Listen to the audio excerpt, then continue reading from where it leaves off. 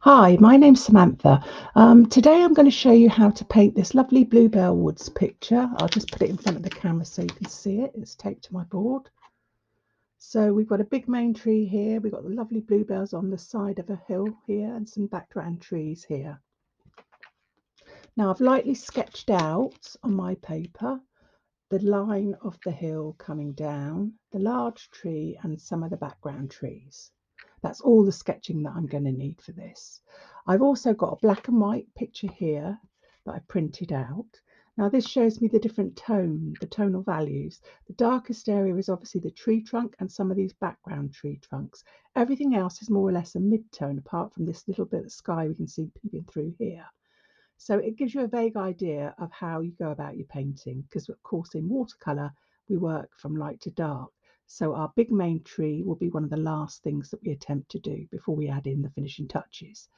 So it just gives you a basic plan for how you're going to work out your painting. Okay, now today I'm going to be using my Zen Art 100% cotton block. I've got it on my tray. It's not taped because it's a block, so it's gummed all the way around the outside. So I don't need to tape it to my board. My board is about 45 degrees there. I'm going to be using my large flat brush, which is my Daler Rowney 1-inch graduate brush. I'm going to be using my large round brush, which is graduate Daler Rowney 30 round brush, a smaller round brush, which is my Cotman Winsor and Newton 111. Oh, I think it's a size 8 actually, size 8 round brush. It's not very pointed, but it does for what I want to do. You could use a more pointed one if you wanted to. I'm also going to be using my small round brush, which is a size 6. I'm going to be using my rigger brush, size 2, for smaller tree areas in the background. And let me just show you my large round brush, because I don't think I showed you that, and my large flat brush there. Okay, so let's get going. So first of all, I'm going to wet the sky area using my large flat brush. So I'm just going to dip it in the water here, and I'm going to lay on the water all the way down to the hill. Make sure I get it damp, but I don't want it saturated. Just want it wet enough to be able to work some wet in, wet here.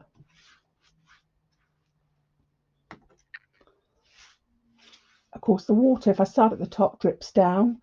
If you get drips at the bottom, you can always mop them up with a squeezed out brush that's thirsty.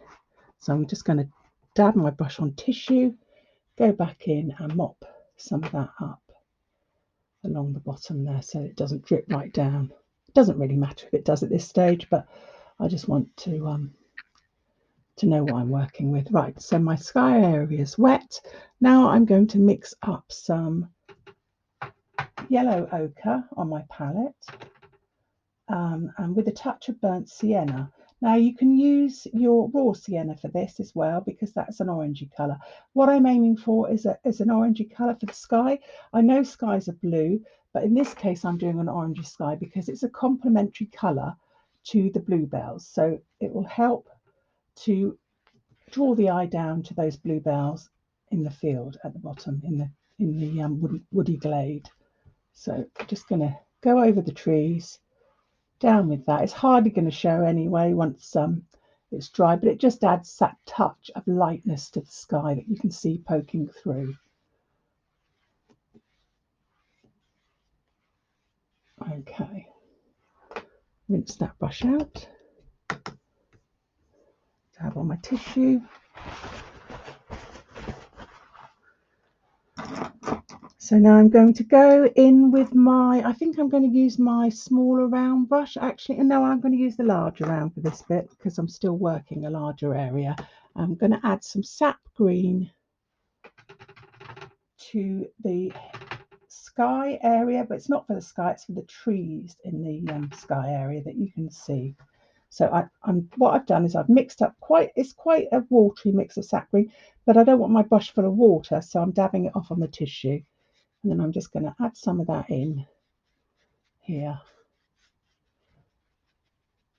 where the tree foliage will be in the background. I'll go with that tree trunk. I don't really need to leave it bare, but I mean, I could try and avoid it. But so just dabbing that in here and there across that area. There we go. Now I'm going to start on the bluebells. So I'm going to mix up a colour of ultramarine blue,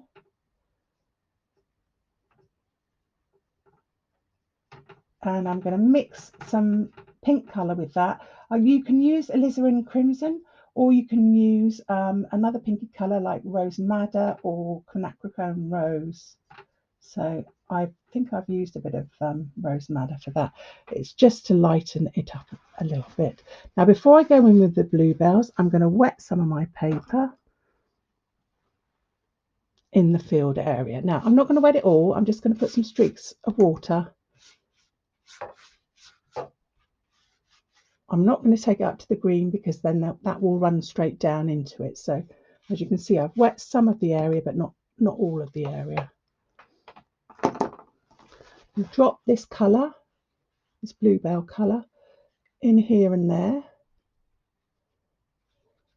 where my wet area is, or even on some of the dry area. So I've got some soft and hard edges.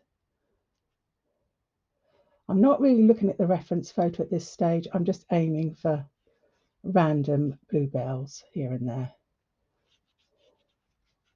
Now, because bluebells are small flowers, in the picture we don't actually see bells, we don't see bluebells, we just see blue here and there. We just see like sections with blue in and sections with green. So it's all a bit, we don't need to do lots of detail on our bluebells, that's what I'm trying to say. We just need to hint at bluebells in the field. Might be a few down here. Now, between these bluey areas where some of the paper is still dry, I'm going to add some of that sap green. So I've rinsed my brush, I've dried my brush off with a tissue, and so it's not full of water because I don't want it so wet that it's running everywhere. And I'm just going to lay some of that green in between the bluebells. It's going to mix here and there, but that's okay because this is a very soft bluebell picture. It's very loose, and I just want to really hint at the bluebells and the grasses in between. So I'm just going in here, adding this sap green down here and up here. That's a bit intense. This is the first wash, so it's the very first stage of the picture. It's not going to look exactly like the reference photo or like a bluebell would yet. This is just the basic first coat.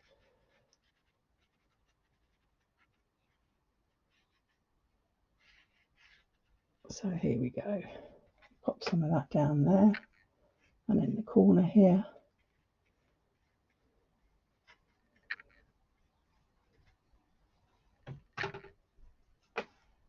And around this tree here.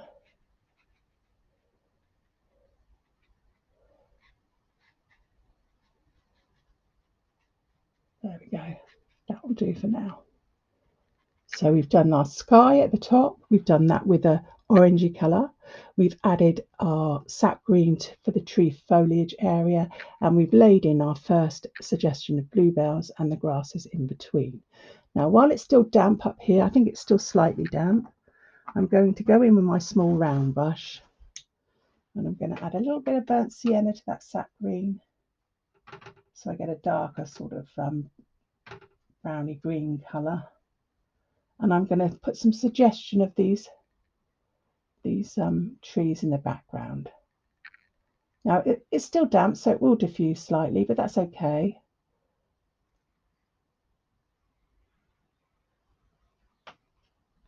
Because this is the very first stage, as I said, so we're going to do some much more work on these later on.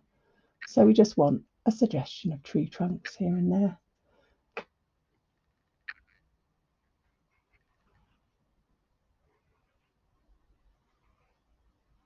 To give you the effect that it's a wood.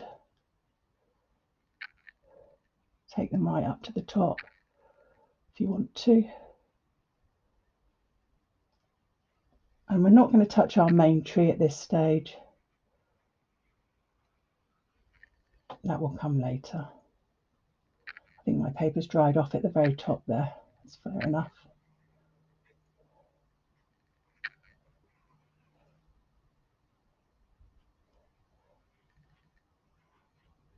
You can add some twiggy branches if you want.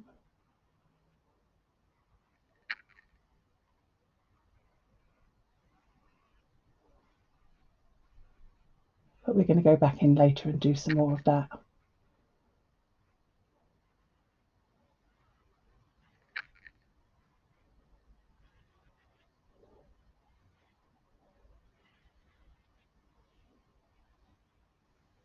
Okay, so for now, I think I'm going to leave that to dry off, and then I'm going to come in for the next stage.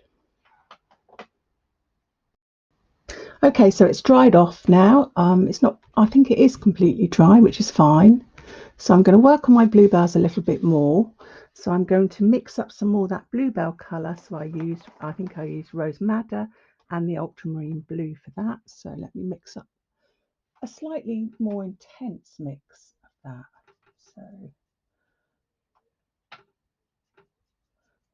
So I get like a purpley blue colour, more blue than pink.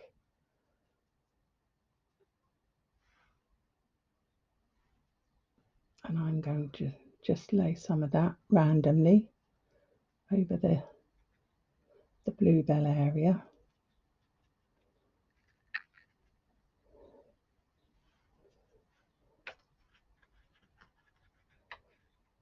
With my small round brush.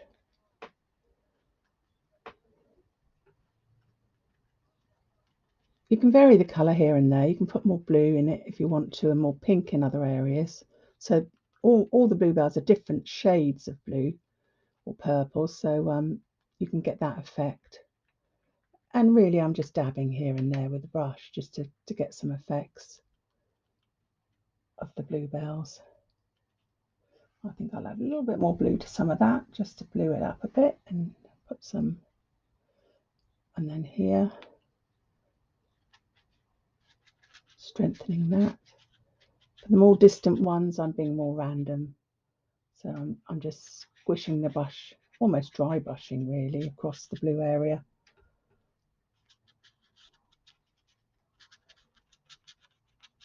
to get the suggestion of the bluebells.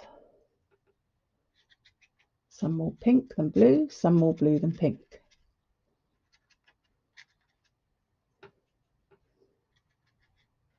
And now I'm going to take them a line of bluebells up into these, because I left that bit because I didn't want the green to run into the field area. So I'm just going to run the bluebell mixture along there slightly as well to get a suggestion of the distant bluebells.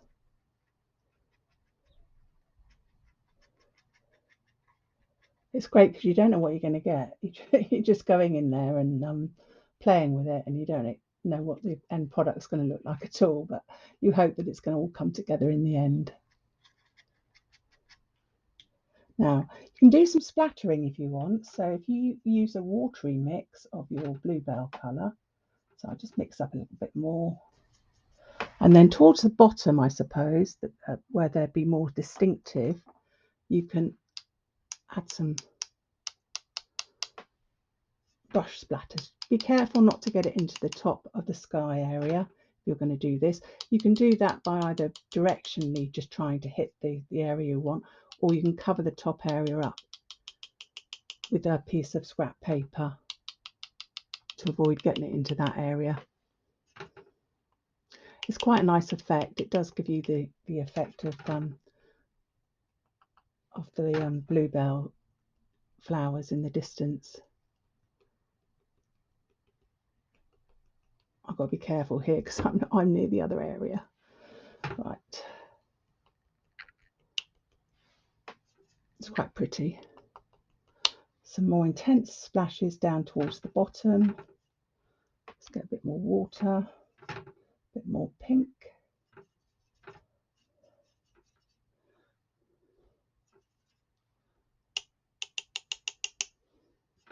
This is fun, this is. There we go.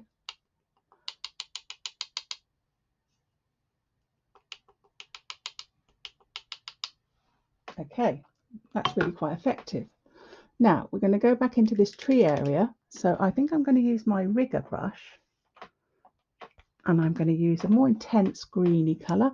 You can mix a little bit of burnt sienna with the green, or even a little bit of ultramarine to darken it here and there. So if you've got, start with a sap green, mix it up on your palette, and then to a little bit of that add a little blue, just so you get a darker green.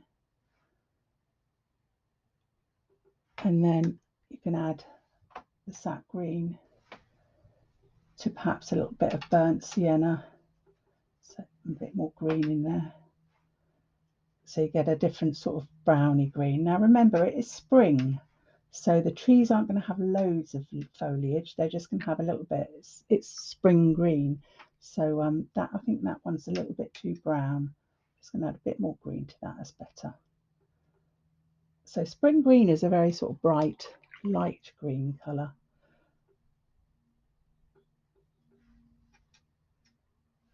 So get a few different tones of the green by mixing, and then with my rigger brush I'm going to use the side of the brush, and I'm going to just dry brushy really over this foliage area.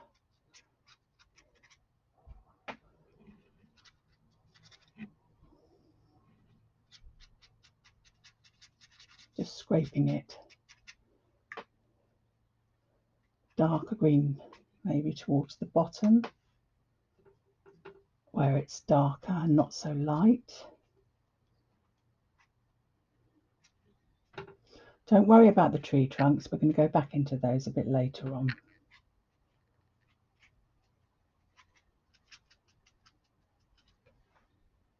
I find the rigger brush is quite good for this because it's so thin, and if you use it on its side it does give you quite a nice effect.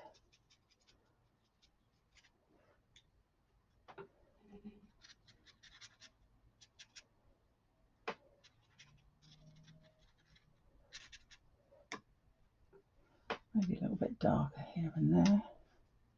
Get a bit more of that blue into it. And then this darker, more browny green here and there too, where there might be twigs and the foliage mixing together. You can't really see what's going on.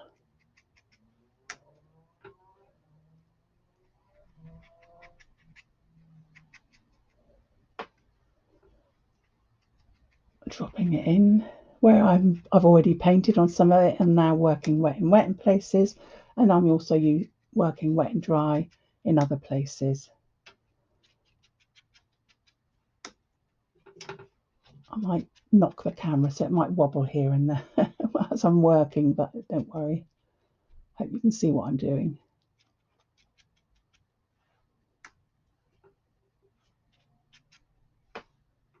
Varying colour. Maybe a bit dark here and there, downwards. Just very random.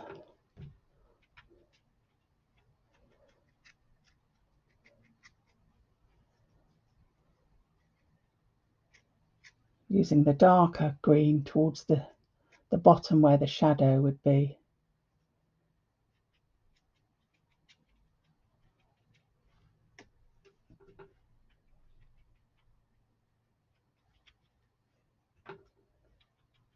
And then to the lighter green at the top. Now you can add a little bit of yellow ochre to some of that sap green if you want a lighter shade for the top of the trees where the light is catching it.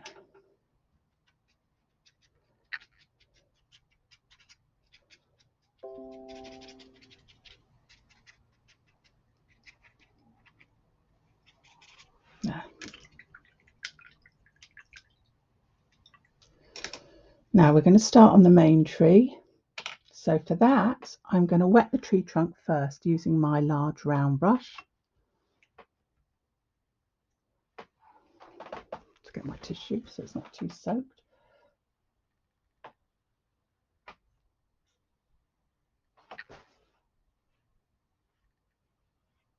So I'm working wet and wet for the tree trunk. So I've wet the trunk. Now I'm going to use some of this brown with the burnt sienna, a little bit of sap green, maybe a little bit of ultramarine blue in there as well, just to darken it slightly. I'm going to lay that into the tree trunk like that. Now at this point we're going to see where the light is hitting the tree trunk, and it's my left hand side, so that area of the tree is going to be slightly lighter than the other side. So I've laid in the tree trunk colour there. That's just the base colour. I'm going to go back in using my small round and lift out some of that on that side of the tree where the light is catching it.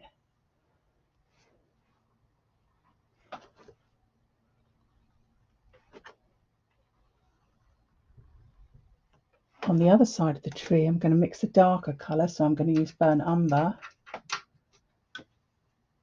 with ultramarine blue to get a really dark brown colour. And I'm going to start to put some of that on this side of the tree where it's in more shadow. I do want quite an intense colour here, quite a thick paint, so I'm going to go back and mix a thicker mixture to drop in. There we go, that's nice and dark. Because remember, when it dries, it will dry lighter.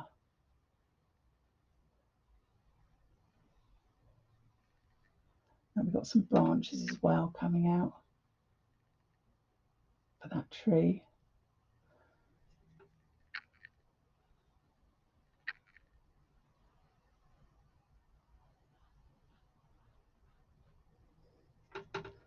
And on this side,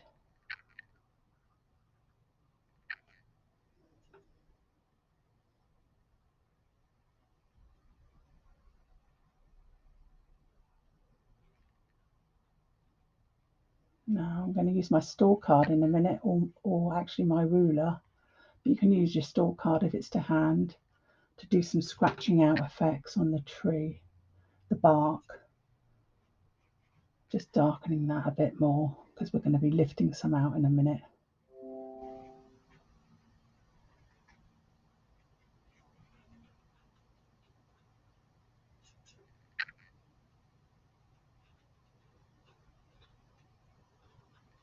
There we go. Right, so now I've got my ruler handy. Oops, sorry, towards the end of the ruler, I'm just going to scratch some highlights on this side where the light's catching it, and also it helps to make it look a little bit more rugged, gives it some texture. And maybe just on that branch there to lift some out on the top of this one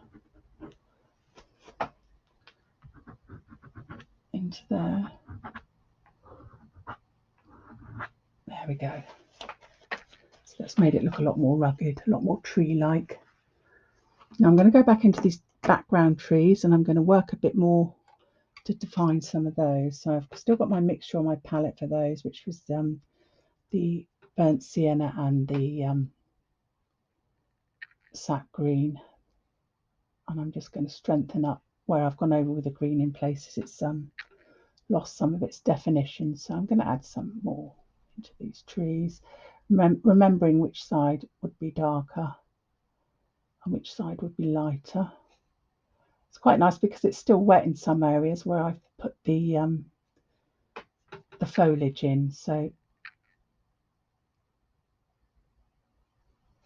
remember what we said at the beginning with our black and white photo, where the dark tones were and where the lighter tones were, and what we're aiming for our picture. So just strengthening some of these up with a darker brown so that they stand out a little bit more, as we've lost some of that definition and treeness with our foliage.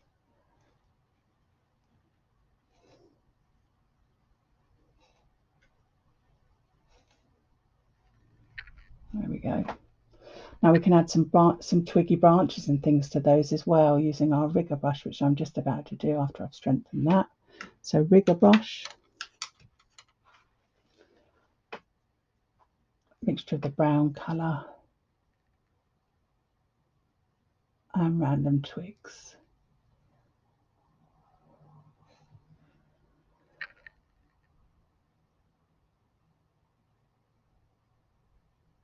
Just to build those trees slightly, give them some sort of definition here and there.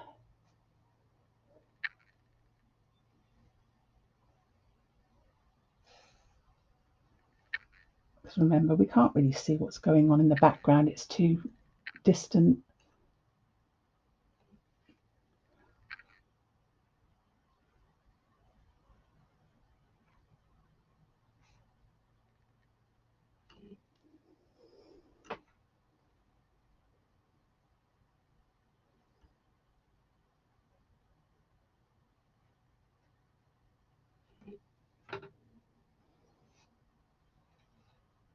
I'm trying to avoid knocking the camera again in case it starts wobbling.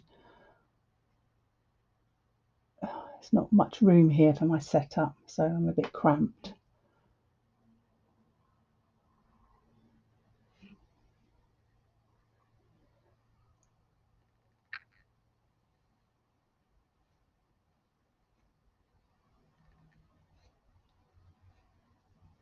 I've varied the colour of some of these branches and twigs. I've used a darker colour here and there and a lighter colour in some places too, so that I get a variety of different tones.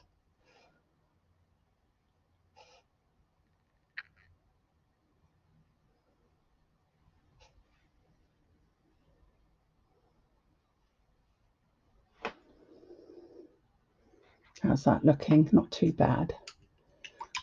So maybe I'm going to go back in now and add some grass effects around the tree and in the foreground area. So I'm using sap green. I've got a little bit of hooker's green as well that I'm mixing in, but you can just mix a darker colour using ultramarine blue or brown, burnt umber in with the green. And I'm just adding a suggestion of grasses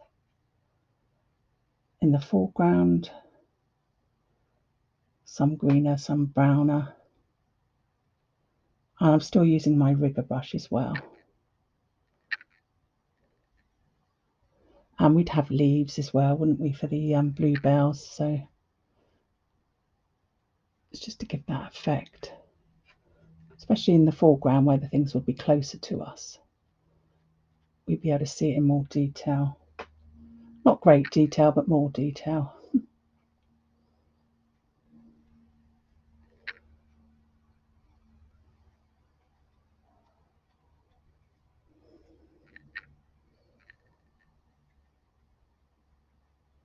And around that tree area.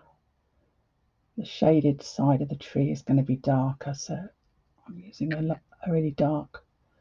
I mixed burnt umber in with a sap green for this. Dropping that in.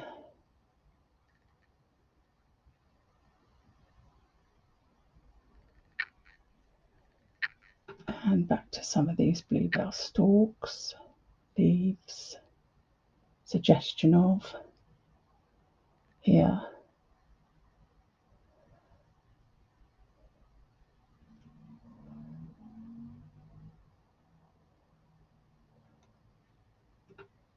This is a really easy painting actually, very suitable for beginners. I did it with my class that I take on a Friday. I did it with those a couple of weeks ago and I think they quite enjoyed it.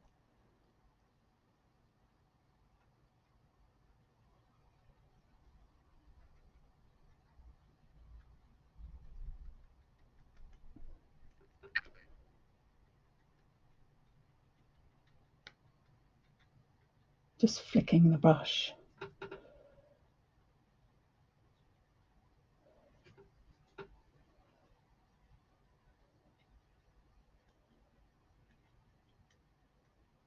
Random marks on my paper.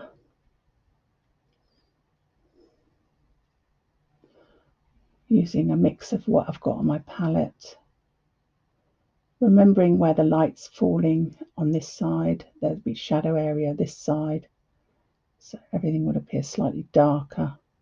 And also under the trees it would be dark because it's a wooded area, so I had a few more dark tones there.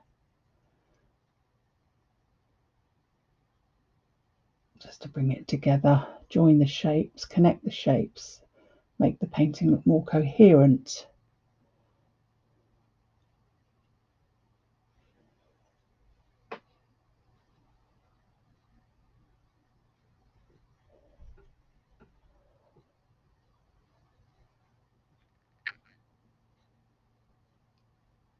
Maybe trees and things here, bushes, twigs.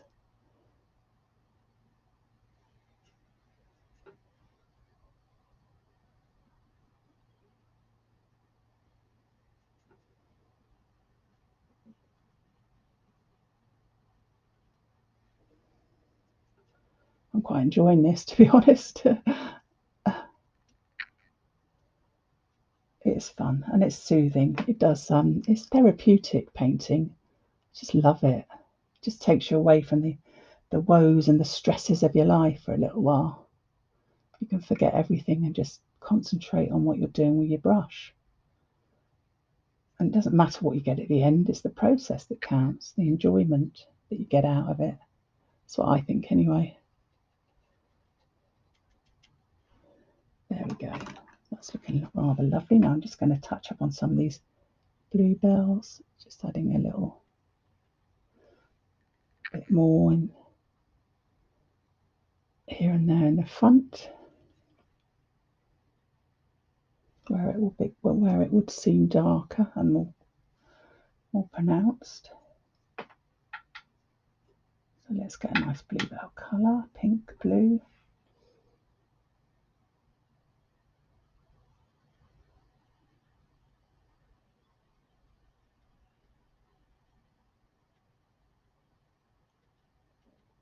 I'm going to add some more stems and stalks down in that corner, I think.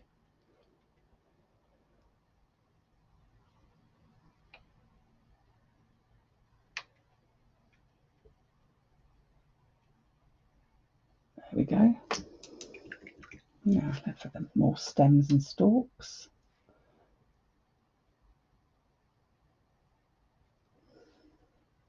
I'm using Hooker's green now because it's a darker green.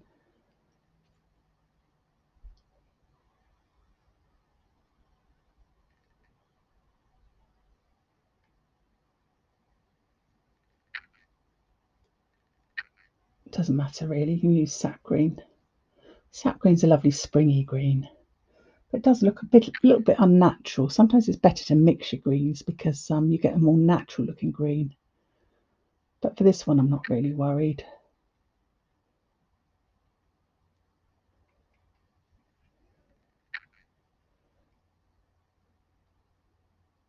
There we go. Some here.